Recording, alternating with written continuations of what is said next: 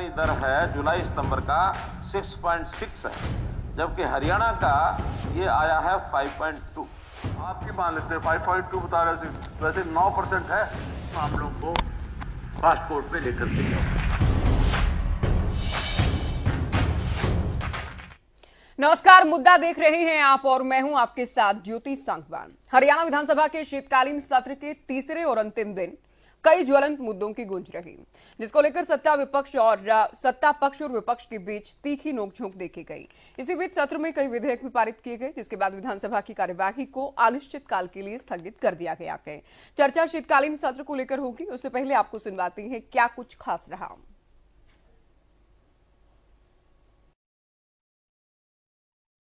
तो पीएलएफएस की जो रिपोर्ट आई है जुलाई सितंबर 2023 की, जो कल हुड्डा साहब भी करे थे, उसमें ऑल इंडिया का जो बेरोजगारी दर है जुलाई सितंबर का 6.6 है, जबकि हरियाणा का ये आया है 5.2। जुलाई सितंबर पिछला जो 2023 पीएलएफएस का एक डॉक्यूमेंट है। इनका 5.2 आया है, लेकिन मैं इस बात करूंगा जो मेरे पास इंफॉर्मेशन दूसरी थी। लेकिन 2014 में कितना था? 2.9। कितने 2 गुना बढ़ गया, 3 गुना बढ़ गया। बड़ा बेरोजगारी बढ़ी, हम तो कह रहे हैं 2.9 था 2014 में। आज क्या बता रहे हो? आपकी मान लेते हैं 5.2 बता रहे, वैसे 9% है। पिछली जो रिपोर्ट है मेरे, अब ये 2 महीने बदल गए, बता रही 9 है। 9 का मतलब 3 गुना बढ़ चुका है।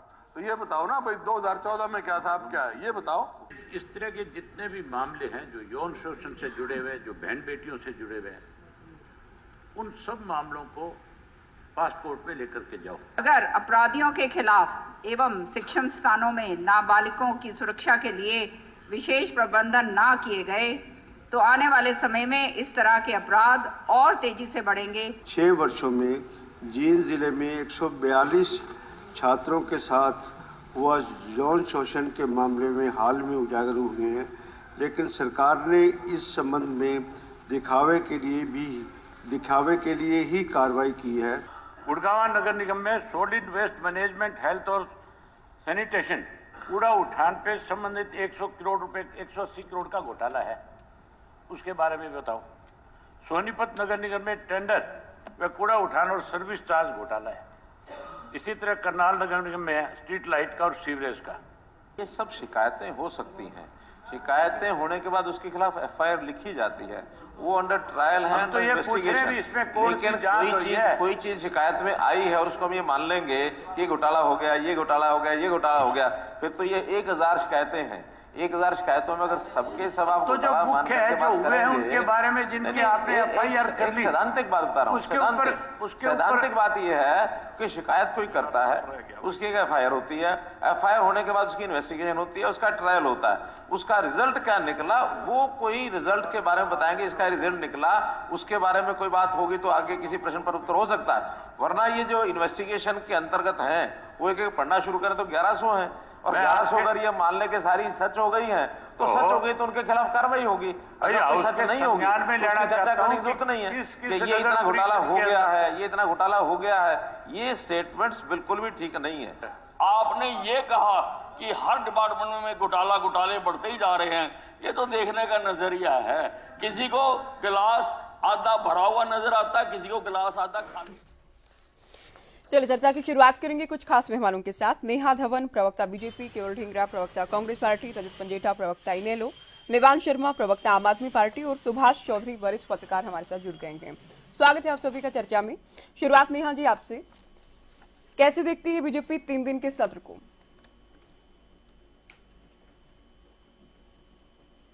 देखिए ज्योति जी, जो इस बार का विधानसभा सत्र रहा है वो पूरी तरह से कामयाब सत्र रहा है। और मुझे स्टूडियो की आवाज वापस सुनाई दे रही है। जीपीसीआर फिक्स करें, बोलिए जी।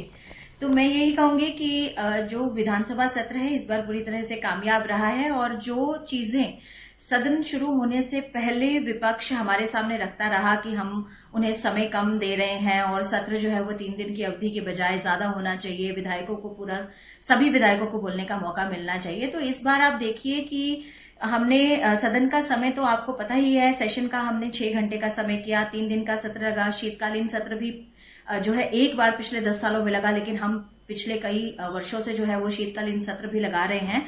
और इसके साथ साथ आज जो तीसरा दिन रहा, उस तीसरे दिन में आपने देखा कि लगभग सभी विधायकों को मौका मिला शून्यकाल में बोलने का। जितने भी प्रश्न आए थे वो मैक्सिमम प्रश्न ले लिए गए, केवल उन लोगों के प्रश्न नहीं लिए जो वहां उपस्थित नहीं थे, जो अनुपस्थित थे, केवल उनका नाम बोला गया, वो उपस्थित नहीं थे तो उनका प्रश्न नहीं हुआ। लगभग जो है जो 75 लोग थे विधायक, उनका मैक्सिमम का प्रश्न जो है ले लिया गया।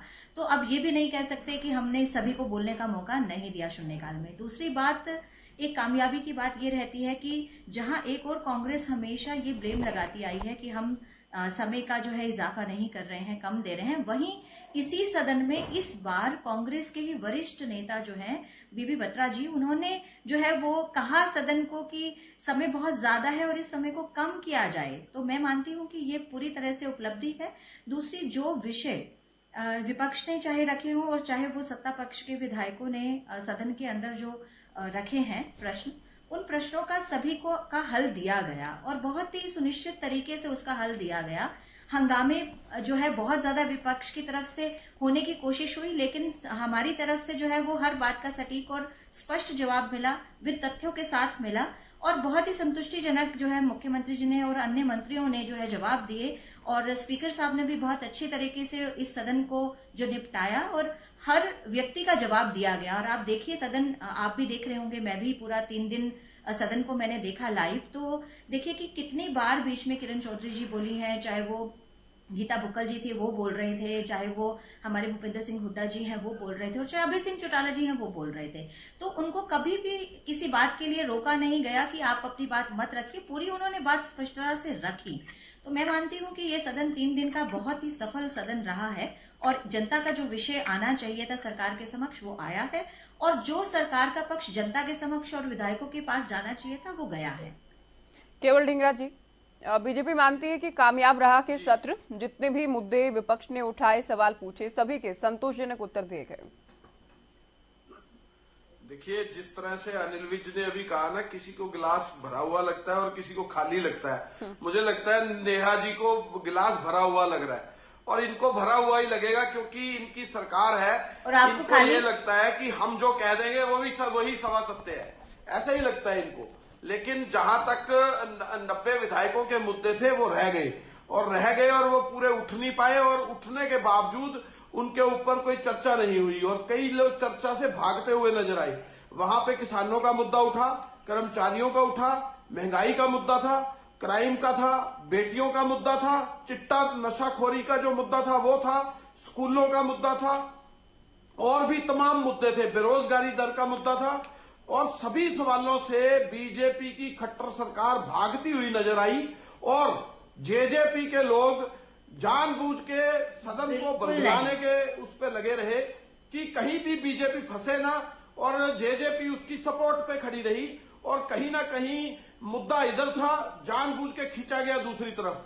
मैं सारे सदन की कार्रवाई लगातार देख रहा था, जिस तरह से बीजेपी इस सदन के अंदर भागती हुई नजर आई, मुझे लगता है कि ये जानबूझ के तथ्यों को टच करना नहीं चाहते। अगर कोई बात की चर्चा आती थी तो स्पीकर साहब ने रोकने का जो बीड़ा उठा रखा था कि किस तरीके से जो है विपक्ष के विधायकों को रोकने का काम किया जाए, उसके ऊपर कोई ना बोल पाए और बीजेपी कंवर जी उसको व्यवस्था करना कहते हैं, काम किया जाए, उसको सदन का प्रबंधन कहते हैं। एक मिनट नेहा जी सुनिए नेहा जी सुनिए। किसानों के मुद्दे के ऊपर जब बड़ी पूरी बात रखी गई कि उसके मुद्दों के ऊपर उनको फसलों के भाव नहीं मिल रहे, उनको फसलों का मुआवजा नहीं मिल रहा, उनको जो है जो अब फसल बीमा योजना के तहत उनसे उनको लूटा जा रहा है, वो सारे मुद्दे रखे, लेकिन क्या जवाब आया? कुछ नहीं, निल। दूसरी बात, बेरोजगारी का आंकड़ा, झूठा आंकड़ा, देखिए सुनिए, पता नहीं कौन सा आंकड़ा है, 2.9% बेरोजगारी दर थी।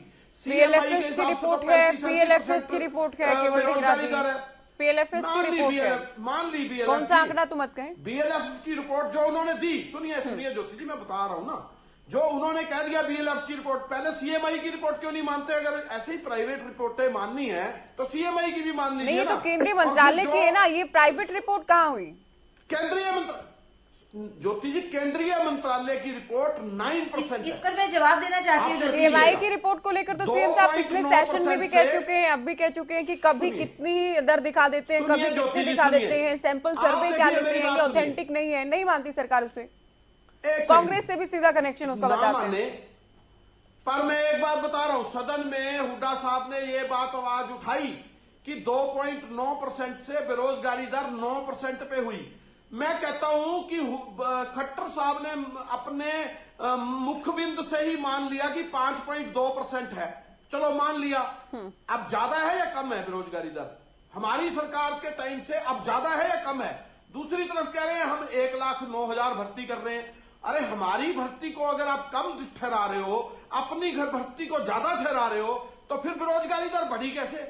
आप बता दीजिए ज्योति जी। मेरे सवाल का जवाब है इनके पास? ना सदन के अंदर जवाब था, ना आपके पास जवाब है, ना नेहा के पास। मेरे पास जवाब मेरे पास जवाब है नहीं, वो तो विषय ही नहीं है ना। जो सीएम ने कहा, जो पूर्व सीएम ने कहा, हम उसी को लेकर चर्चा कर रहे हैं।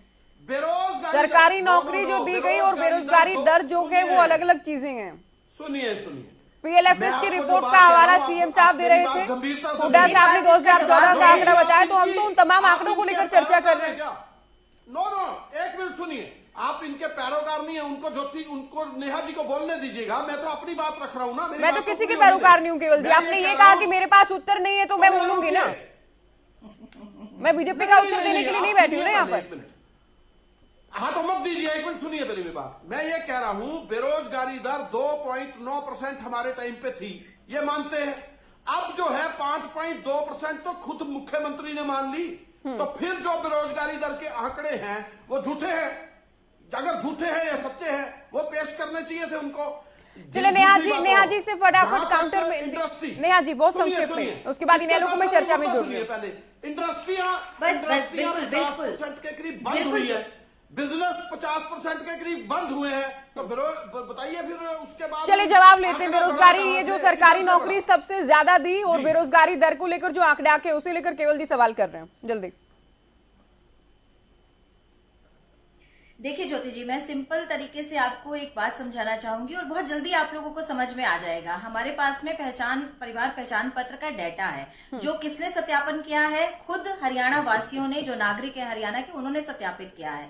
और उस डाटा के हिसाब से उन्होंने अपना फॉर्म जो फिल किया, सपोज मैंने अपना फॉर्म फिल किया कि मैं कोई काम नहीं करती हूं तो मैं उसमें बेरोजगार बन जाऊंगी। अगर मैं रेडी लगा रही हूं तो मैंने लिखा कि मेरे पास, क्योंकि बहुत सारे लोग हरियाणा के, आपको पता है, ये सोचते हैं कि अगर उनके पास सरकारी नौकरी नहीं है तो वो कोई काम नहीं करते, वो बेरोजगार माने जाते हैं। अगर कोई किसी शॉप पे लगा है, दुकान पे लगा है, वो भी अपने आप को बेरोजगार ही मानता है। तो अगर वो भी डाटा हम ले लें सारा का सारा, तो भी जो परिवार पहचान पत्र का डाटा है उसकी परसेंटेज CMIE की रिपोर्ट से तो बहुत कम है।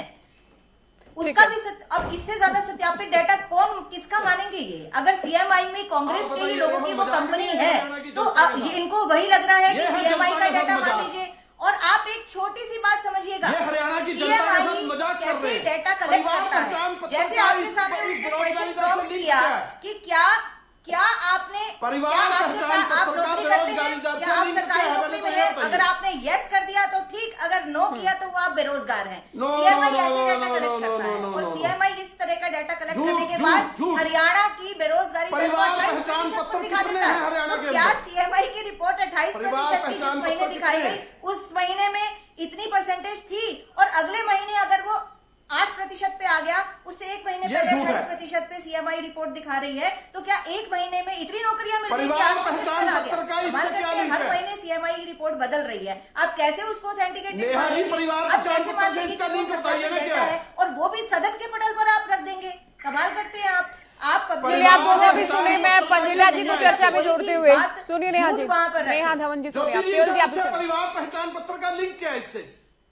नहीं, उस पर जो डाटा है, ये तो सीएम साहब ने कल कहा, परिवार पहचान पत्र के जरिए हरियाणा के सभी लोगों, हरियाणा की पूरी जनता की जानकारी उस पर होती है, ये कहा गया सीएम की ओर से।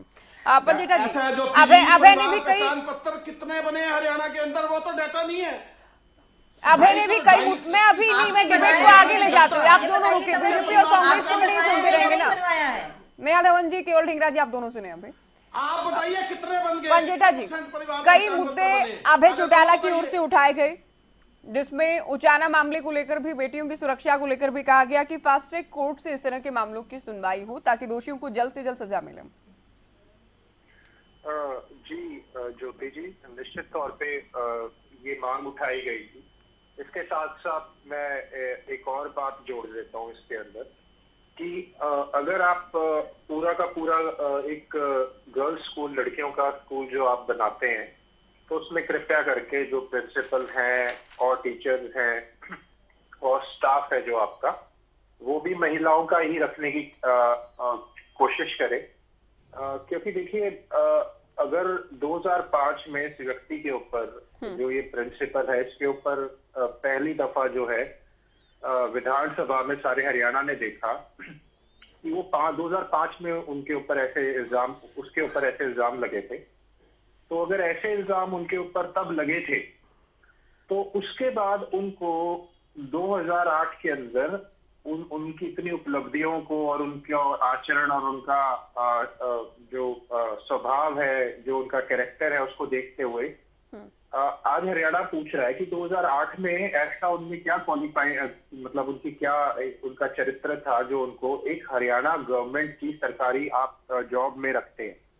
तो आज पूरा हरियाणा इस बात का जवाब जानना चाह रहा था, जिसके लिए एक पिछले कल के दिन हमारे ऑनरेबल स्पीकर हैं जो ज्ञानचंद गुप्ता जी, सारा दिन इस बात के ऊपर अड़े रहे और ये स्पष्टीकरण देते रहे कि हाउस ने डिसीजन लिया है कि इस मामले की जांच जो है वो हाई कोर्ट के सिटिंग जज से हम करवाएंगे। हाई कोर्ट के सिटिंग जज से जब मांग कर रहे थे तो कांग्रेस के लोग अपोज कर रहे थे, और ये अखबार की खबर है आज की, जहां हुड्डा साहब ने सीबीआई इंक्वायरी की मांग करी। मतलब आप हाई कोर्ट के सिटिंग जज से की जांच से तो भाग रहे हैं, मगर आप कह रहे हैं कि सीबीआई से इंक्वायरी करा दो। मुझे कुछ बात समझ में, मेरी तो समझ से थोड़ा परे है कि कल जब सारा दिन बोल दिया गया, कांग्रेस के सभी जो विधायकों ने मांग उठाई, और उसके बाद मुख्यमंत्री जी ने जब पटल पे खड़े होकर ये बोल दिया कि कराएंगे तो हाई कोर्ट के एक बारी दूध का दूध पानी का पानी हो जाए, हाई कोर्ट के सिटिंग जज से इसकी जांच कराई गई। तो कल सबने जोर लगा लिया, सबने जो हाउस की कार्रवाई है उसको देखा, और स्पीकर साहब ने एक बार नहीं, कम से कम 5-10 दफा ये दोहराया, और भाजपा के अन्य मुख्यमंत्री समेत नेता खड़े हुए जिन्होंने कहा कि हाई कोर्ट के सिटिंग जज से इसकी जांच होगी, डरने की क्या जरूरत है। अगर पूछा भी गया हुड्डा जी से, अगर आप नहीं चाहते इंक्वायरी कराना तो बताइए, तो हुड्डा जी ने कहा कि नहीं, हाउस में ही रखिए, और हाउस की बात है, हाउस सबसे ऊपर कोर्ट में क्यों। हाँ, हाउस सबसे ऊपर है, ये मानते भी है, हाउस सबसे ऊपर है, ये कहा गया। लेकिन मुद्दा ऐसा गंभीर था कि जनता ये सब कुछ देख रही थी, इसमें दूध का दूध पानी होना चाहिए था, दूध का दूध पानी का पानी।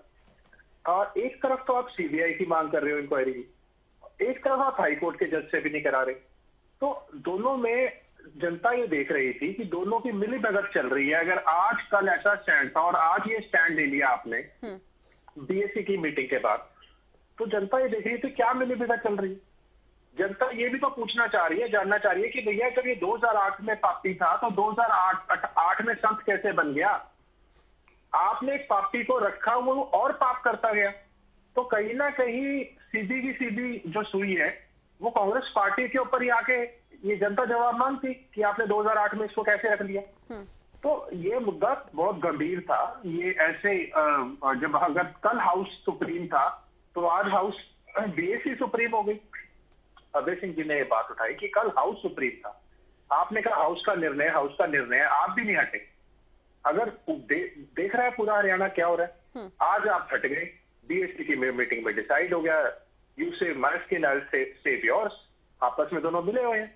तो अब बात आते हैं ये और मुद्दों के ऊपर। अब हमने काफी सारे मुद्दे उठाए थे, बहुत अनेक मुद्दे उठाए, जिसमें शिक्षक गवर्नमेंट स्कूल के वहां खाली पद पड़े हैं, 5 लाख की फटकार इनको वैसे लग चुकी है, बहुत सी जगह शौचालय नहीं है, 1000 के लगभग ऐसे स्कूल हैं जब कॉमन टॉयलेट्स हैं, सेम गर्ल्स और बॉयज के लिए सेम टॉयलेट्स हैं, उसके बाद अध्यापकों शिक्षकों की कमी, वो सारा मैं बता चुका हूँ आपको।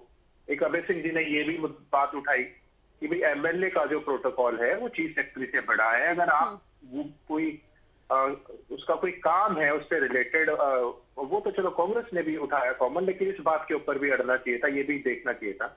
एक उन्होंने झूठा आंकड़ा के बारे में बात करी जो हाउस में बताया गया, पहले भी कई बार झूठे आंकड़े दिए गए कि केवल 34 मौत ड्रग ओवरडोज से हुई है, जबकि उन्होंने कहा कि भाई 100 से अधिक तो मौत चौटाला गांव में हो चुकी है। मतलब इतनी भयावह स्थिति है। और उन्होंने तो मंत्री जी ने तो 2018 से बता दिया, पिछले 5 साल में केवल 34 मौत हुई है। वो भी थोड़ा आंकड़ा उससे तो 10 गुना से भी ज्यादा एनसीआरबी का डेटा बता रहा है, तो उसको भी केवल क्रॉस चेक करने का काम करें। और नहीं, उसमें वो किस आधार पर बता रहे हैं? अभी तो अखबारों के आधार पर, समाचार के आधार पर बता रहे हैं। मैं आपको एनसीआरबी के डेटा के नहीं, एनसीआरबी का तो है ही अंजिता जी, उसमें कोई डाउट नहीं है, लेकिन अनिल विजय कहते हैं कि सरकार के पास आंकड़े ये हैं जो हम पेश कर रहे हैं सदन के पटल पर। जवाब देना चाहूंगी। एनसीआरबी किसका है? एनसीआरबी गवर्नमेंट का है क्या? कोई और एजेंसी है एनसीआरबी? एनसीआरबी पूरे देश का डेटा एनसीआरबी देती है। मिनिस्ट्री ऑफ होम अफेयर किसका है? मिनिस्ट्री ऑफ होम अफेयर्स कोई और डिपार्टमेंट है क्या? सरकारी है, प्राइवेट है? होम मिनिस्ट्री तो प्राइवेट नहीं है, होम मिनिस्ट्री के अंतर्गत आता है ना ये। बीच में 1 साल के आंकड़े नहीं आए, 5 साल के उसका औसतन लगा लो 1 साल का, वरना 5 साल के अगर आंकड़े ले लो, अलग अलग फिगर्स है, सभी के पास है वो, तो उनमें एज वाइज बताया हुआ है कितनी मौत हुई है, कितनी कब मौत हुई है। ठीक है। उसके बाद उन्होंने मुद्दा उठाया फरीदाबाद में 200 करोड़ का। उन्होंने केवल 200 करोड़ वाली बात कही, वो ये एक मैं कर देता हूँ, 50 करोड़ का एक और घोटाला हो चुका है वहां पे फरीदाबाद नगर निगम में। कई लोग सस्पेंड हुए हैं, नकली वाउचर काटे गए हैं, बिना काम के काटे गए हैं, इवन पेमेंटें की गई है ठेकेदारों को, जहां पे एम्प्लॉयज का जहां पे आती है वहां पेमेंट है। और ब्लैक लिस्टेड, ये 1 मिनट में खत्म कर रहा हूँ, आप मुझे 10-15 सेकंड दीजिए। इस बात की पुष्टि यहाँ कांग्रेस के प्रवक्ता बैठे हैं, वो बता देंगे कि ब्लैक लिस्टेड लोगों को कैसे पेमेंटें दी गई हैं ठेकेदारों को। उसके बाद गुड़गांव में घोटाला, करनाल में घोटाला, स्ट्रीट लाइट का, सीवेज का, अम्बाड़ा में, भिवानी में, अलग अलग निगमों में इस घोटाले की बात हुई। एक आखिरी बीच में मैं और समय लूंगा, मेरे पास और मुद्दे हैं, लेकिन मैं 10-15 सेकंड जो आपसे मांगे हैं वो एक इस मुद्दे के मांगे हैं, जो कि शराब घोटाला और जो ये जो जहरीली शराब से जो मौत हुई है, उसमें पहले तो शराब घोटाले में जो रिपोर्ट में कई जगह जहां पुलिस ठेका नहीं बता रही, वहां एक्साइज डिपार्टमेंट वाले कह रहे हैं वहां ठेका है, उनकी रिपोर्ट में कॉन्ट्रडिक्टरी है वो दोनों की दोनों। उसके बाद जिनका अभी नाम आया इसमें, राजकुमार बूब का, वो बीजेपी में थे पहले, बीजेपी से उन्होंने जेजेपी में गए और जेजेपी से उन्होंने टिकट से चुनाव भी लड़ा, जिनका नाम इसमें आ रहा है पूरी जो जहरीली शराब वाला कांड है उसके अंदर। अब मैं कुछ ऐसे मुद्दे हैं जो मुझे लगता है। ठीक है पंडिता जी, आपने बहुत विस्तार से अपनी बात कही, अगले जवाब में आप बताइएगा। निवान जी, आप लोग हालांकि बार बार कहना पड़ते दूसरी पार्टियों को आपत्ति हो जाती है, आप लोग सदन में नहीं हैं लेकिन सदन की कार्यवाही को आप लोगों ने देखा होगा क्योंकि बीजेपी को पिछली बार हुई थी डिबेट में, तो कौन से मुद्दे आपको ऐसे लगे जनहित के जिन पर वाकई चर्चा हो पाई? देखिए, क्योंकि आपने सही कहा हम सदन में नहीं है, तो मैं आपको वही ऑब्जर्वेशन बताऊंगा जो सदन के बाहर से जनता की है या जो नॉर्मल लोगों की ऑब्जर्वेशन है। वो ऑब्जर्वेशन ये है कि ये जो करंट सेशन हुआ है ये काफी एंटरटेनिंग था और काफी अच्छे हमने शेर व शायरी सुनी, हमने म्यूजिकल सेशंस भी सुने, हमने एक एंटी स्ट्रेस सेशन के बारे में भी हमने जाना और उसके बाद योगा से रिलेटेड भी काफी नॉलेज मिली हमें। और जहां तक मुद्दों की बात है, देखिए मुद्दे काफी सारे इंपॉर्टेंट मुद्दे जो डिस्कस होने चाहिए थे, हमें लगता है कि उनके लिए फिर बाद में टाइम कम बचा, तो इसलिए ज्यादा डिस्कशन उनपे नहीं हो पाई और जितने डिस्कशन हो पाई वो ज्यादातर पॉलिटिकल एक शिफ्ट ले गई कि हम दूसरी पार्टी के ऊपर चले गए या उनके पुराने इतिहास में चले गए जिनके ऊपर 100 से ज्यादा बच्चियों का शोषण करने का इल्जाम है। लेकिन हम ये भूल गए कि वो 100 से ज्यादा बच्चियां जब आज हमारा सेशन देख रही थी तो वो हमसे क्या एक्सपेक्ट कर रही थी, वो क्या एक्सपेक्ट कर रही थी कि सरकार कितनी सिंसियरिटी से इस इशू को एड्रेस करती है, क्योंकि वो बच्चियों ने prime minister of India, president of India, chief justice of India, governor of Haryana सबको लेटर लिखने के बाद महिला आयोग के रिकमेंडेशन के बाद उसके ऊपर केस दर्ज हुआ है, जिस प्रिंसिपल के ऊपर ये आरोप है। इतनी ढिलाई, इतना उसका खौफ, इतना उसका डर, इतना उसका रसूख था, कितना पॉलिटिकली वेल लिंक्ड होगा। बताते हैं वो 2005 से उसकी हिस्ट्री ऐसा करने की, लेकिन फिर भी वो करता रहा। तो वो जो बच्चियां जब देख रही थी, और उन जैसी हजारों हरियाणा की बच्चियां जो न जाने किस ट्रॉमा से गुजरती होंगी, जिनकी चीजें रिपोर्ट भी नहीं होती, वो सेशन देख रही थी और वो देख रही थी कि इस मुद्दे के ऊपर क्या सीरियसनेस आती है। लेकिन अल्टीमेटली क्या हुआ, 3 दिन का सेशन खत्म हो गया और हमने एक इंक्वायरी बिठाई। अच्छी बात है, बिठानी चाहिए, बहुत अच्छी बात है। हमारी तो पहली पीसी में हमने बोला था कि आप इंक्वायरी बिठाइए, लेकिन क्या कैथल में ऐसा सिमिलर केस हुआ, उस पर डिस्कशन नहीं होनी चाहिए थी? क्या फरीदाबाद में एक 2 साल की बच्ची के साथ रेप हो गया, उसके ऊपर डिस्कशन नहीं होनी चाहिए थी? क्या आप अभी डेटा की बात करें तो मैडम मैं आपको आज का डेटा बताता हूं, 1 सेकेंड आप मुझे दीजिए बस। ये crime and criminal tracking network and system का डेटा है। ये एनसीआरबी की एक यूनिट है जो 2009 में फॉर्म हुई थी और जो डिजिटल रिकॉर्ड रखती है क्राइम का। उसका डेटा है आज का कि 1 जनवरी से 30 नवंबर 2023 तक हरियाणा में 974 मर्डर्स हो चुके हैं, 1701 रेप हो चुके हैं, 139 गैंग रेप हो चुके हैं, 3871 किडनैपिंग हो चुकी है, 271 रॉबरी हो चुकी है और क्राइम अगेंस्ट वुमेन के 10,946 केस हैं। जिस इमरजेंसी लेवल पे आज सरकार को ये डिस्कशन करने की जरूरत है क्राइम अगेंस्ट वुमेन के ऊपर, उस इमरजेंसी के दौर में, उस इमरजेंसी डिस्कशन के सिवा हम ये देख रहे हैं कि संगीत के ऊपर फोकस किया गया पार्लियामेंट के अंदर, इतना समय दिया गया, पूरी कविताएं, पूरे गाने का मौका दिया। हम कहते हैं वो भी जरूरी है, लेकिन क्या हमने इनफ किया वुमेन सिक्योरिटी के ऊपर? क्या हमने इनफ एक कोई ऐसा मुख्यमंत्री जी के द्वारा कुछ ऐसा रखा, कुछ ऐसा एक स्ट्रिक्ट एक्शन लेने का एक मैसेज दिया गया कि पूरे हरियाणा में ये मैसेज जाता कि कोई हिम्मत ना करे किसी बच्ची के साथ किसी भी तरह की गलत हरकत करने की? कैसे 100 बच्चों का शोषण, क्या आप मानते हैं कि एक दिन में हो गया होगा? कितने समय से वो बच्चों को ट्रॉमेटाइज कर रहा होगा? और वो ऐसे गुनहगार जब ऐसी प्रोसीडिंग देखेंगे विधानसभा में तो उनको शय मिलेगी, उनको ये लगेगा कि शायद हम जो भी करें उससे हम बच जाएंगे। क्या हमें स्ट्रिक्ट से स्ट्रिक्ट मैसेज देने की जरूरत नहीं थी? आप बेरोजगारी की बात कर रहे थे, आपने सीएमआई और ये डेटा को जो भी आप अभी डिस्कस कर रहे थे, मैं आपको मैडम एक नेशनल एजेंसी का बेरोजगारी का डेटा देता हूँ। आप बेरोजगारी एग्जैक्ट आंकड़े 9% थी या 5% थी, उसको 1 मिनट के लिए अगर छोड़ देते हैं तो मैं आपको ये बताता हूँ कि हरियाणा के अंदर अगर 2 लाख पद खाली है, सबका जवाब मेरे पास है। 71,000 सिर्फ शिक्षक एजुकेशन डिपार्टमेंट में खाली है। पुलिस विभाग में 21,000 से ज्यादा पद खाली है। परिवहन विभाग में 9,739 पद खाली है। पशुपालन विभाग में 5,000 से ज्यादा, अग्निशमन सेवाओं में 33,020 से ज्यादा, चिकित्सक शिक्षा के अंदर 28,067 पद खाली हैं। और इन्होंने बोला हमने 1,60,000 नौकरियां दे दी, लेकिन ये नहीं बताया कि उनमें से ज्यादातर नौकरियां जो है वो चुनावी वर्ष में आई। हम पंजाब में 1.5 साल में 42,000 नौकरी दे सकते हैं, तो क्या आप मानते हैं कि ये इनफ है? 9 साल के अंदर 1,60,000 नौकरी? क्या हमें सवाल नहीं पूछना चाहिए? क्या सरकार को और गंभीरता से वुमेन सिक्योरिटी पे बात नहीं करनी चाहिए थी? क्या ये सवाल बाहर जनता नहीं पूछ रही है? क्या जनता इनसे एक्सपेक्ट नहीं कर रही है कि वुमेन सिक्योरिटी के ऊपर ये कुछ और स्ट्रिक्ट एक्शन ले? क्या जनता नहीं एक्सपेक्ट कर रही है? क्या जनता गलत है ये एक्सपेक्ट करने में? सुभाष जी आएंगे नेहा जी आपके पास, आप दीजिएगा उत्तर। 3 दिन के सत्र की बात करें, क्या वाकई उचाना वाला जो मुद्दा है क्या ये सबसे बड़ा मुद्दा साबित हुआ है सुभाष जी?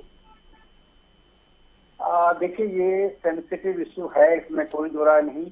और हमारी जो सामाजिक व्यवस्था है या फिर जो कानून व्यवस्था है वो वास्तव में प्रदेश सरकार के लिए एक चुनौती है।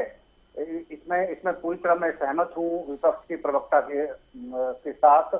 कुछ बातों को लेकर जो उन्होंने इंडोर्स किया है या आम आदमी पार्टी के प्रवक्ता ने, नियान जी ने जो बातें कही हैं, इसको थोड़ा और प्रमुखता से लेने की जरूरत थी। इस पर अगर कार्य स्थगन प्रस्ताव आया हो और उस पर एक चर्चा होती तो मुझे लगता है कि इसका कुछ लबुलवाब या फिर इसका एक आउटकम सामने आता और सरकार उसके अनुरूप के शायद संवेदनशील होकर, सक्रिय होकर थोड़ा काम करती तो अच्छा रहता। इसमें कोई दो राय नहीं। यह एक बड़ी कुरीति है और बड़ी एक बहुत नासूर की तरह हमारे प्रदेश के लिए है, मैं ऐसा मानता हूं, इसमें कोई दो राय नहीं है। रही बात जहां तक जब चर्चा के दौरान जो आप लोगों ने और सभी प्रवक्ताओं ने इस बात को कहा कि विधानसभा की जो स्थिति थी और जिस तरह से नोकझोंक की हालात बने और इस मुद्दे को लेकर के जिस तरह के हालात बने, डिप्टी सीएम और गीता भुक्कल के बीच में वाक युद्ध देखने को मिला। मैं ये कहता हूं विपक्ष को कि अगर आप ये कहते हैं कि गलत बयानी की गई डिप्टी सीएम की ओर से, तो फिर उसको लेकर के आपके पास विशेषाधिकार हनन का नोटिस देने का भी आपके पास प्रावधान है। गलत बयानी को लेकर अगर कोई विधायक भी, मंत्री क्या कोई विधायक भी अगर गलत बयानी करता है संसद में या विधानसभा के सदन में, तो आपके पास वो प्रावधान है। आप उनको बिल्कुल प्रिविलेज का नोटिस दे करके और फिर उनकी जांच हो सकती है, जो विधानसभा की समिति होती है प्रिविलेज विशेषाधिकार हनन के लेकर। तो इसीलिए केवल इसको इस प्रकार की बातें ऐसा करना, इसको सेंसिटाइज करना ये ठीक नहीं है, बल्कि उससे संबंधित जो आपके पास संवैधानिक प्रावधान है उसका अगर आप सदुपयोग करें सदन में तो ज्यादा अच्छा और ज्यादा प्रभावी होगा। हाँ, ये अलग बात है कि इस मुद्दे को प्रमुखता से विपक्ष ने उठाया, लेकिन अगर आप सरकार के जवाब को अगर देखें तो सरकार तो आंकड़ों से बोलेगी, ये बात सही है, और सरकार किन आंकड़ों पर रिलाय करेगी, किस पर विश्वास करेगी, इसके लिए विपक्ष की बातों पर सरकार नहीं जा सकती। सरकार का अपना एक सोर्स होता है, चाहे वह प्रदेश स्तर का, प्रदेश सरकार का अपना सोर्स हो, उसके आधार पर वो अपनी बातें रखती है, या फिर केंद्र सरकार जो नेशनल लेवल पे एजेंसी जिस प्रकार के डाटा को एक्युमुलेट करती है और बनाती है, फिर उसका आंकड़ा तैयार करती है और जारी करती है। तो उसके आधार पर यह एक स्वाभाविक प्रक्रिया है। जब कांग्रेस का शासन था तब भी वो हमेशा राष्ट्रीय स्तर पर या केंद्र सरकार की एजेंसियों के द्वारा जो आंकड़े जारी किए जाते थे वो उन पर रिलाय करते थे, विश्वास करते थे। ये एक सामान्य प्रक्रिया है हमारे देश की, चाहे प्रदेश की सरकार हो या फिर केंद्र की सरकार हो। तो मैं ऐसा मानता हूं कि अगर सरकार ने कोई बातें ऐसे रखी और आपको लगता है कि आंकड़े गलत है, जैसे फॉर एग्जाम्पल मैं बेरोजगारी की बात करूं, जैसे नियाम जी ने बात कही या फिर कांग्रेस प्रवक्ता भिंगरा जी ने भी इस बात को कही, बेरोजगारी है, मैं उनकी बात से सहमत हूं, लेकिन कितनी है इसको लेकर के अगर शायद सरकार उसके पीछे के आशय को, सारी चीजों को सामने रखते, जैसा कि नेहा जी ने कहा था। अब मैं अगर नियाम जी की बात अगर मैं करूं, पंजाब की बात उन्होंने कही कि 42,000 या 45,000 नौकरियां उन्होंने दी। पंजाब कितना बड़ा स्टेट है, उसकी जनसंख्या कितनी है, नियाम जी आप कम से कम इसको भी तो आपको ध्यान में रखना पड़ेगा। हरियाणा कितना बड़ा स्टेट है, उसमें अगर मान लीजिए 1.6 अगर उन्होंने लाख नौकरी अगर दी भी, तो ये बात सही है, ये टाइम फैक्टर आप उठा सकते हैं, ये बात सही है कि 5 साल में या 9 साल में बातें आप कह सकते हैं, आवृत्ति है उस बात की। लेकिन जहां तक जनसंख्या का सवाल है, उसके पीछे का अगर आप उसके एज वाइज कैटेगराइजेशन करेंगे, जैसे पीपीपी का मुद्दा नेहा जी ने उठाया, तो बिल्कुल तार्किक है कि अगर आप पीपीपी के मुद्दे पे अगर आप जाते हैं और एज वाइज अगर आप कैटेगराइज करते हैं बेरोजगारी के मुद्दे को, तो उसमें से आपको पता चलेगा कि आखिर किस एज फैक्टर को, किस ग्रुप को आप बेरोजगार मानते हैं, जिसको वास्तव में आज रोजगार की जरूरत है। तो ऐसे में सरकार ने जो आंकड़े रखे हैं उनका अपना एक सोर्स है और वो सरकारी सोर्स है, तो सरकारी सोर्स पर आपको कुछ हद तक विश्वास तो करना पड़ेगा। हाँ, ये बात सही है कि बेरोजगारी बढ़ी है, जैसा कि हुड्डा जी ने भी बातें कही है कि अगर आप 2.9 या 2.5 की बात करते हो कांग्रेस के जमाने में, और आज 5.2 अगर हो गया तब भी वृद्धि हुई है जी सुभाष, लेकिन उसके जीपीसी एक तो नेहा जी को भी जोड़े हमारे साथ, ठीक है सर। केवल जी, उचाना केस में कहीं ना कहीं कांग्रेस भी सवालों के घेरे में आ गई है। बीजेपी ने भी कल डिबेट में कहा और सदन में हमने सुना भी कि हाईकोर्ट के सिटिंग जज से जांच करवाने की जब बात हो रही थी तो कांग्रेस कहीं ना कहीं बैकफुट पर थी। तब कहा गया सदन सबसे ऊपर है, या सदन के किसी भी मामले के इससे पहले इस तरह से जांच नहीं हुई, हाईकोर्ट के सिटिंग जज से जांच नहीं करवाई गई। देखिए, हाईकोर्ट भी एक इंडिपेंडेंट एजेंसी है और सीबीआई भी एक इंडिपेंडेंट एजेंसी है। हालांकि हमने प्रिविलेज कमेटी में उसको भेजा है, लेकिन दोनों इंडिपेंडेंट एजेंसियां हैं। आपको याद होगा जब आईएनएलडी की सरकार थी और इन्होंने जॉब का घोटाला हुआ था तो सीबीआई को दिया था, और कितने साल की सजा हुई, 10-10 साल की सजा हुई, और सीबीआई ने तो की थी इंक्वायरी। और अगर इनको ये विश्वास नहीं है सीबीआई पे, तो फिर इंडिपेंडेंट एजेंसियां तो यही है, इन्हीं पे विश्वास करना पड़ेगा। लेकिन जहां तक प्रिविलेज कमेटी का सवाल है, अगर सरकार अपने खुद की इंक्वायरी करने के लिए भी सक्षम हो, और खुद इंक्वायरियां अभी तक की कोई नहीं है, शराब घोटाले के अंदर एसआईटी कई बार बनी, कुछ नहीं हुआ।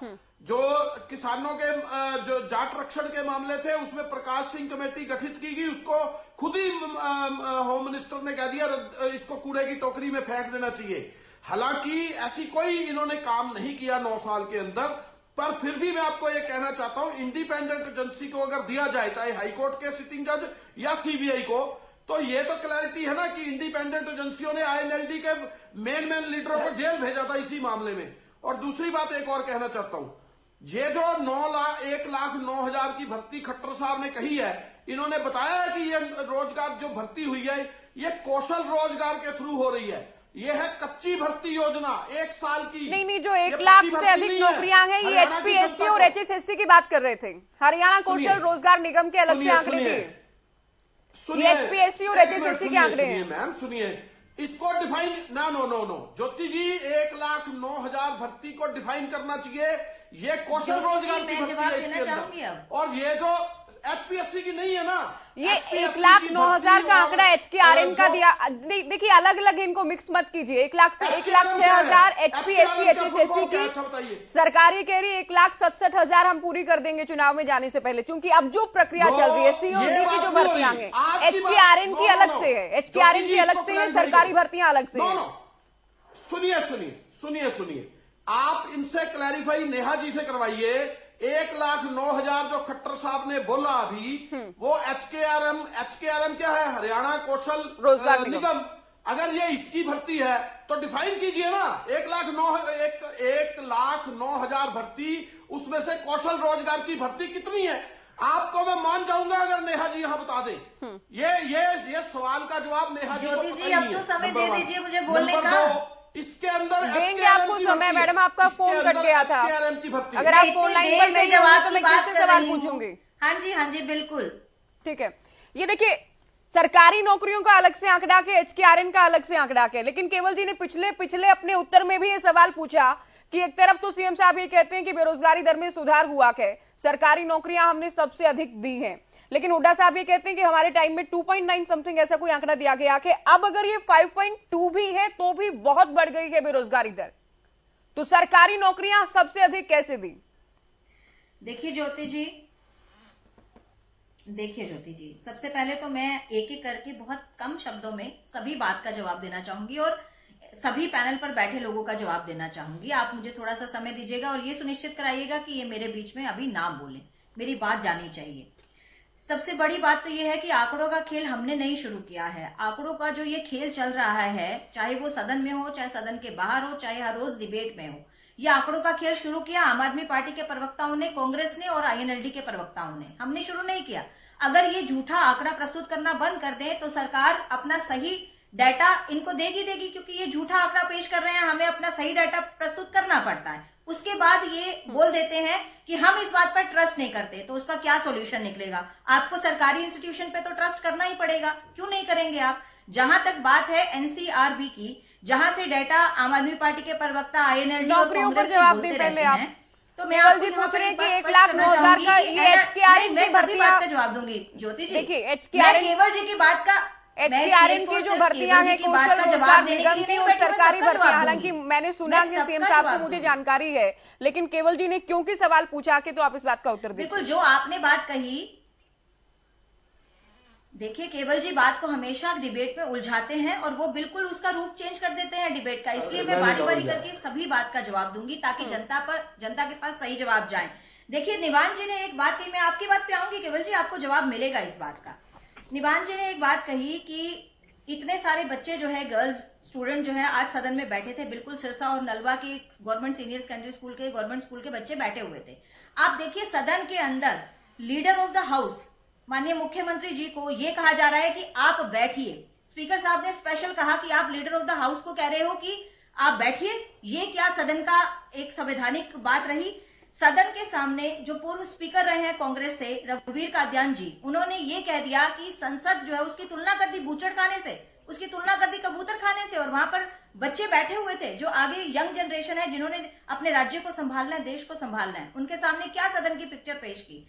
सदन में कभी भी कोई भी खड़े होके बोल रहा है, चाहे उसको कॉल किया गया, उसका नाम चलिए अलग बात है, नहीं लिया गया, रोजगार और बेरोजगारी को लेकर बात कर लेते हैं। कहा बैठ जाइए, कोई बैठे नहीं। तो नेहा जी, अगर आप इस तरह से बात करेंगी तो 3 दिन में बहुत सारी बातें हुई हैं। आप रोजगार और बेरोजगारी को लेकर देखिए केवल जी मुस्कुरा रहे हैं क्योंकि आप उनकी बात का जवाब नहीं दे रहे। बिल्कुल, मैं इस बात पर वो इंतजार कर रहे हैं कब आप उत्तर देंगे। कांग्रेस का प्रस्तुत हुए, चाहे वो नौकरी को लेकर हो, मैं वही उत्तर दे रही हूँ ज्योति जी।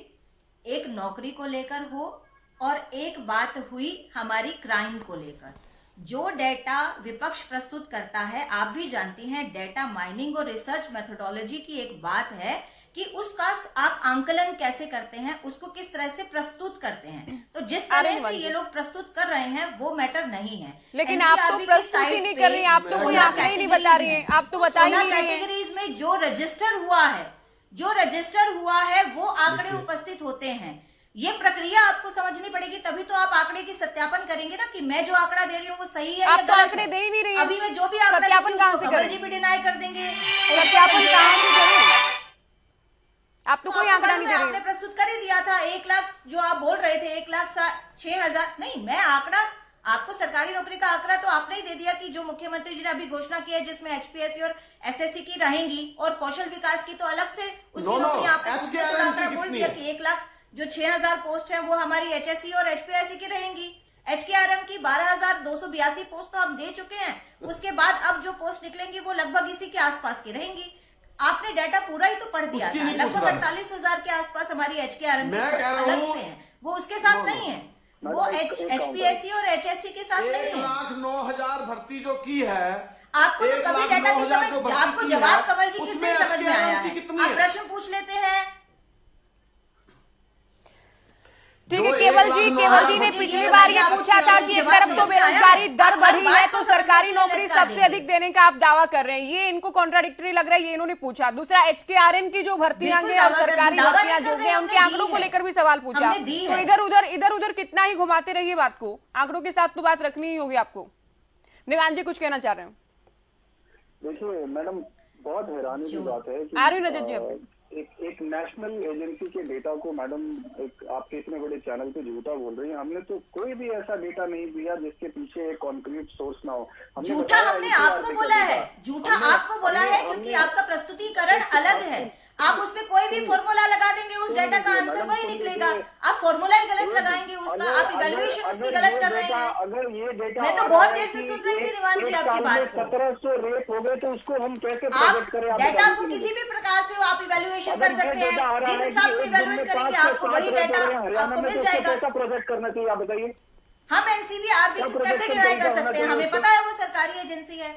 आपने आप CMI को कोट करते हैं ना हमेशा, हम थोड़ी ना CMI को कोट करते हैं। हमने शुरू किया है आपको असलियत दिखाना, आईना दिखाना। आम आदमी पार्टी बिल्कुल किया है, ये झूठा डेटा लाना आपने शुरू किया है। आपने हरियाणा राज्य की पूरी समीक्षा। नेहा जी, आप कह रही थी ना, आप बीच में कोई ना बोले, मैं इस बात को सुनिश्चित करूं, तो आप भी इनके बीच में मत बोले। अभी आप सुनिए, एक भी हम आपको आईना दिखाते रहेंगे और एक भी ऐसा डेटा मैंने नहीं दिया जिसके पीछे नेशनल एजेंसी रिसोर्स ना हो। मैंने आज आपको जो डेटा दिया, आप देखिए, आप छत्तीसगढ़, राजस्थान और मध्य प्रदेश में जो आपके वोट आए हैं ना 100-200। नेहा जी आप सुनिए, अभी आपने एक तो आंकड़ों के साथ बात नहीं रखी। केवल जी को देखिए, मैंने CM साहब ने जो बोला वो बात मैंने बताई, तो फिर इनको लगता है कि मैं बीजेपी की पैरोकार बन रही हूँ। हालांकि मेरा तो काम है आंकड़े दुरुस्त करवाना, वो मैं करवा रही थी, लेकिन आपने कोई भी आंकड़ा नहीं रखा। ऐसा बिल्कुल नहीं है, आपका तो काम है, आप निष्पक्ष काम कर रही हैं। ठीक है पंजिटा जी, मैं पंजिटा जी काफी देर से कुछ कहना चाह रहे हैं। 10 सेकंड में चलिए 10 सेकंड। 10 लाख जी, मैंने जो आज डेटा दिया उसका सोर्स है CCTNS, crime and criminal tracking network and system. ये एक नेशनल एजेंसी है जो डिजिटली क्राइम रिकॉर्ड करती है। क्या इसके डेटा को आप गलत कहेंगे? अगर मैंने उसमें डेटा दिया कि हरियाणा में एवरीडे 5 to 7 रेप हो रहे हैं, तो इसको हमें कैसे प्रोजेक्ट करना चाहिए? आपकी तारीफ करके? अगर उसमें ये आ रहा है कि 11 अपहरण डेली हरियाणा में हो रहे हैं, तो उसको हमें आपकी तारीफ करके प्रोजेक्ट करना चाहिए। अगर उसके अंदर ये आ रहा है कि 2 से 3 हत्याएं डेली हो रही है, तो क्या आपकी तारीफ करके प्रोजेक्ट करें हम? ठीक है निवान जी, ठीक है, आपको लेकर जो कहा गया था आपने उस पर उत्तर दिया। आ रही है और ये हम आपको आईना दिखाते रहेंगे। पंजिटा जी देखिए, सरकार बार बार ये कहती है कि हमने सबसे अधिक सरकारी नौकरियां दी हैं हरियाणा गठन के बाद। 1,06,000 दी जा चुकी हैं, कुछ प्रक्रिया में है, COD की पूरी हो जाएंगी, 1,67,000 हो जाएंगी। 1,05,000 के करीब कुछ वो वो भर्तियां हैं जो कि कर्मचारी HKRN के जरिए रखे गए हैं। तो एक तरफ तो ये आंकड़ा है, दूसरी ओर सीएम ये भी कह रहे हैं कि जो बेरोजगारी दर है उसमें सुधार हुआ है, कम है हरियाणा का बेरोजगारी दर, 5.2 बताया गया है। देखिए ज्योति जी, धरातल पे जो सिचुएशन है, धरातल पे सिचुएशन बहुत भयावह है और बहुत ऐसी अलग अलग समय पे हम अखबारों में पढ़ते हैं, जो दैनिक भास्कर हो या और अन्य जो अखबार हैं जो निष्पक्ष जो बिल्कुल खबरें छापते हैं, उसमें कई बारी ऐसी रिपोर्ट्स आई है कि सबसे ज्यादा पढ़े लिखे जो ग्रेजुएट जो बेरोजगार है वो हरियाणा के, और उसमें भी डेटा दिया जाता है, डेटा के हवाले से ही ये खबरें आती हैं। और अगर इतने ज्यादा बेरोजगार नहीं होते तो अपनी जमीनें बेच के विदेशों में पलायन नहीं कर रहे होते, नशा इतना नहीं बढ़ रहा होता। बेरोजगारी सच में है, ये इन्हें एडमिट करना चाहिए। सरकार ने जो अपना जो अभी आंकड़ों की बात हो रही थी, तो अपने आंकड़ों में खुद माना है कि हमने 2.57 2,57,000, उसमें 90,000 इन्होंने HKRN के बताए हैं टोटल में से, और सैंक्शन पोस्ट 4,66,000, भरी जो इन्होंने वो मैंने बता दिया 2.57, और 2,09,000 जो है वो वेकेंट पोस्ट पड़ी है। तो हमारे, मैं तो इनको एक कट शॉट एक ही मामले में कह देता हूँ, ये भर्तियों का बात उठाते हैं, मैं एक इनको आंकड़ा देता हूँ 4 लाख का। 4 लाख पक्के कर्मचारी थे इंडियन नेशनल लोकदल की सरकार में। आप अंदाजा लगा लीजिए ज्योति जी अब कि इनके HKRN मिला के 2,57,000 है। और आज विधानसभा के पटल पे मैं हैरानगी मानता हूं कि एजुकेशन मिनिस्टर जब पढ़ रहे थे तो वो एजुकेशन डिपार्टमेंट पे HKRN के जरिए, कौशल रोजगार के जरिए भर्तियों की बात कर रहे थे। आज आप कहीं ले लीजिए, हरियाणा सरकार क्यों अस्थायी जो कच्ची भर्ती है, ठेके वाली भर्ती है, उस पर जोर डाल रही है। आप पक्की भर्तियों पे बात क्यों नहीं करते? आप पक्की भर्तियों पे क्यों सरकार शाई अवे कर रही है? जो 2,09,000 है उसमें क्यों पक्की भर्तियां नहीं करती? उसके बाद मैं आपको एक और एजुकेशन के बाद 2-4 और पहलू है जिनको मैं शॉर्ट में छूंगा। जो बात मैडम कर रही थी कि जो डेटा है, जो ये क्रिमिनल ट्रैकिंग नेटवर्क सिस्टम्स है, ये NCRB की ही डिवीजन है। अखबार मैंने आज कई बार आपकी स्क्रीन पे भी शो किया, उसमें ये आंकड़े अखबार में छप चुके हैं। उसके बाद ये 4 डिवीजन होती है NCRB की। सेकंड डिवीजन उनकी क्राइम स्टैटिस्टिक्स की है, फिंगरप्रिंट्स की है, ट्रेनिंग की है। उसके बाद एक प्रवक्ता कल परवीन अत्री जी बैठे थे, वो मुझसे कैटेगरीज पूछने लग गए। वो उनका बजाय इस बात के कि वो NCRB की डेटा में जो ड्रग ओवरडोसिंग, इसके ऊपर मैं एक इम्पोर्टेंट बात रखना चाहूंगा। और बहुत बार ऐसा होता है कि सरकार क्या करती है, जो ड्रग ओवरडोज या जहरीली शराब से जो डेथ होती है उनको सुसाइड केसेस में ज्यादातर जो है कन्वर्ट करके दिखाती है। वो गलत है ये सिस्टम। जो क्योंकि अगर कोई ड्रग ओवरडोज से मरा है वो सुसाइड नहीं कह सकते, वो गलती से उससे ड्रग ज्यादा ली गई तभी उसका नाम ड्रग ओवरडोज है, और वो सुसाइड की कैटेगरी में नहीं आता। अगर ये सारी कैटेगरीज को देखा जाए, जोड़ा जाए, तो ये आंकड़े बहुत ज्यादा मिलेंगे। मुझसे क्वेश्चन करेंगे तो मेरे पास तो इंक्रीज के साथ साथ है कितनी इसमें कैटेगरीज है, जो भी सारी 10-11 कैटेगरीज है। इकोनॉमिक ऑफेंसेस से लेके crime against women, suicide, crime against schedule caste, schedule crime against women आ गया, क्राइम अगेंस्ट चिल्ड्रन आ गया, सीनियर सिटीजन आ गया। ये तो अलग अलग, ये तो है ना कि किसी के पास जवाब ना हो तो उससे उल्टा ऐसा सवाल पूछने लग जाओ जिसका डिबेट से कोई लेना देना ना हो। अब आता हूं मैं मुख्यमंत्री की अनाउंसमेंट के ऊपर। 1770 अनाउंसमेंट मुख्यमंत्री जी ने पिछले 2 साल में की। उसमें से पूरी कितनी हुई होंगी? 50%, 60%, 40, मात्र 262। ठीक है पंजिटा जी, समय कम है सर, अभी मैं आखिरी कमेंट के बाद मैं समय कम ही लूंगा, मैं शॉर्ट में करता हूँ। उसमें 262 का केवल खर्च हुई। एडवर्टाइजमेंट के ऊपर इस गवर्नमेंट ने लगभग 9 लाख पर डे पिछले 2 साल में 9 लाख रुपए प्रतिदिन एडवर्टाइजमेंट पे खर्च किया। मंत्रियों की कोठियों के जो उनका रेनोवेशन है उसमें 43 करोड़ उन्होंने खर्च किया। और एक बात और, ये जो जजपा वाले बोलते हैं बार बार, आपने प्राइवेट जो वकीलों को जो ये केस लड़ने के लिए जो आप हार गए बात बोलते हैं ना सुप्रीम कोर्ट से जीत जाएंगे, अगर सुप्रीम कोर्ट से क्या जीतना था, हाई कोर्ट में ही जीत लेते। वहां पे ठीक है पंडिता जी, आप डिबेट को वाइंड अप क्यों ले जाते हो सर? मुझे बार बार वाइंड अप के लिए कमांड मिल रही है, समय नहीं आगे। 55,40,000 इन्होंने जनता के पैसे की फीस प्राइवेट सुभाष जी देखिए, एक तो उचाना वाला मामला, शराब कांड वाला मामला भी, इसके अलावा भर्तियों का मामला जितना उठा के हर एक सेशन में उठता है, इससे लगता है चुनावी मुद्दा भी रहने वाला है। हाँ देखिए, बिल्कुल ये तो विधानसभा में एक तरह से मिरर ऑफ द स्टेट है, और इसमें आपको खासकर शून्यकाल में जिस तरह के मुद्दे विपक्ष ने उठाए हैं वो तो बिल्कुल आपको स्पष्ट है कि इनमें से बहुत सारे मुद्दे हैं जो विधानसभा चुनाव तक इसकी तरंगें और तीव्र होने के आसार हैं, इसमें कोई दो राय नहीं। एक पत्रकार के रूप में मैं ये सुनिश्चित कर सकता हूं कि ये इसमें से बहुत सारे ऐसे मुद्दे हैं जो बिल्कुल आपको देखने को मिल सकते हैं, और इसको लेकर सरकार को थोड़ी संजीदगी दिखाने की जरूरत है, थोड़ी सक्रियता अपनी बढ़ाने की जरूरत है, और खासकर जो कानून व्यवस्था का मुद्दा उठ रहा है उस पर उनको फोकस करना बहुत जरूरी है। हालांकि उन्होंने डीजीपी बड़े डायनेमिक व्यक्ति को उन्होंने बनाया है, लेकिन अभी तक धरातल पर जो चीजें दिखनी चाहिए वो अभी दिख नहीं रही हैं। तो मैं ऐसा समझता हूं कि कानून व्यवस्था को लेकर सरकार को अभी बहुत कुछ काम करना चाहिए। जी निवान जी बोले। जी मैडम देखिए, एक लास्ट में आपको चौंकाने वाला एक और बता रहा हूँ, जिसका ये महिमा मंडल कर रहे हैं और ये प्रमोट कर रहे हैं अपने सोशल मीडिया पे कि ये हम बीजेपी सरकार पहली बार 10,000 युवाओं को जो है विदेश में नौकरी दिलवाने वाली है। विदेश में नौकरी दिलवाने के नाम पे ये युवाओं को, लेबर और स्किल्ड युवाओं को इजराइल जैसी देशों में भेज रहे हैं जहां पर युद्ध लगा हुआ है, जहां से लोग नौकरी छोड़ के भाग रहे हैं, और हमारे युवाओं को वहां भेज रहे हैं और उसको ऐसे प्रमोट कर रहे हैं कि हमने विदेशों में नौकरी दिलाई। 150 नर्सिस को यूके में नौकरी दिलवाने की बात करें, जबकि हजारों पोस्ट हमारे हरियाणा में खाली पड़ी है। तो क्यों ये पहले हरियाणा में नहीं भरते, बाद में विदेशों में हम भेज लेंगे? तो ये सिर्फ और सिर्फ गुमराह करने की कोशिश कर रहे हैं। और इन्होंने कहा कि आंकड़ों का खेल, इनको एक्सपोज किया कोर्ट में। जब कोर्ट ने टिप्पणी करी कि आप ये आंकड़ों का खेल खेलना बंद करिए, आप एक्टिव मोड में आइए, प्लानिंग मोड खत्म कीजिए, ये कोर्ट ने किया। और आम आदमी पार्टी का आपने एलिगेशन लगाया कि हम आंकड़े लेके आते हैं, हम आंकड़े लेके आते रहेंगे, आपका आईना, आपको आईना दिखाते रहेंगे। आपका जो जी निवान जी बहुत शुक्रिया आपका, बहुत शुक्रिया सभी का, आप लोगों ने वक्त दिया। और चर्चा हम शीतकालीन सत्र को लेकर कर रहे थे, क्या कुछ खास रहा और कितना महत्वपूर्ण रहा 3 दिन का शीतकालीन सत्र। फिलहाल दीजिए इजाजत, नमस्कार।